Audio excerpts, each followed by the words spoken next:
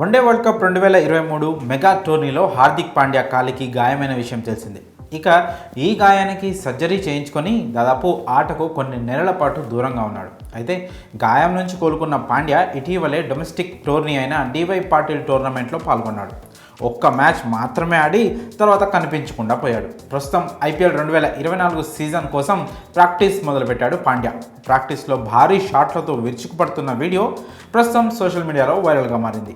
ఈ నేపథ్యంలో పాండ్యాపై భారత మాజీ cricketer Praveen Kumar shocking comment చేశాడు. Team India star all rounder Mumbai Indians captain Hardik పాండ్యాపై తీవ్రమైన ఆరోపణలు చేశాడు భారత మాజీ ఆటగాడు ప్రవీణ్ కుమార్. ఐపీఎల్కు 2 నెలల ముందు హార్దిక్ పాండ్యా గాయపడ్డాడని, ఇప్పుడు అతడు పూర్తిగా కోలుకున్నాడని అన్నాడు. పాండ్యా దేశం కోసం ఫస్ట్ క్లాస్ క్రికెట్లో ఆడలేదు, రాష్ట్రం కోసం దేశవాళీ టోర్నీలో కూడా ఆడలేదు.